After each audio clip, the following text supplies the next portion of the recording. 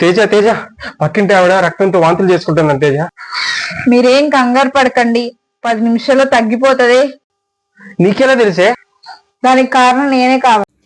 ఏం చేసావు? మొన్న ఫంక్షన్ కి వెళ్తే నాకంటే అందంగా రెడీ వచ్చి పోజులు కొట్టిందండి. కొంచెం ఆ పోజులు తగ్గిద్దామని చిన్న చేతబడి చేశాను అంతే.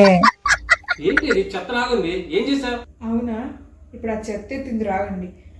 జై రంకాయ్, జై తుస్. నేనేదో మాట వరుసగా అన్నానే.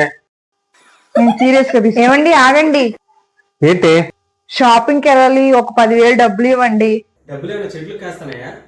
నా దగ్గర డబ్బులు లేవు. తేజ భూత వైద్యమా? మీ భర్త మీద మీకు అనుమానం ఉందా? అయితే అంజనం వేసి మీ భర్త లైవ్ లొకేషన్ షేర్ చేయబడుతుంది. మీ భర్త మీ మాట వినట్లేదా? అయితే మీ భర్తకి మందు పెట్టి మీ చుట్టూ తిరిగేలా చేస్తా.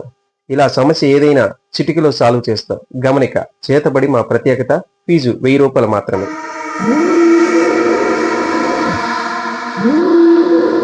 ఏంటమ్మా, ఏంటి నీ సమస్య? మా ఆయన చాలా మంచోడండి. మరి ఎందుకు వచ్చావైతే? అందుకే అండి, ఆయనకి నొప్పి తెలియకుండా చంపేద్దామని మీ దగ్గరికి వచ్చాను. మంచోడైతే ఎందుకమ్మా చంపడం? మా ఆయనతో ఉండడం మా లవర్కి ఇష్టం లేదండి, అందుకే చంపేద్దాం అనుకుంటున్నాను. సరే అయితే చేద్దాం. అక్కడ 10,000 పెట్టేళ్ళు అయిపోద్దులే. అవునా madam, thank you so much. 10,000 కదా, పెట్టేస్తాను.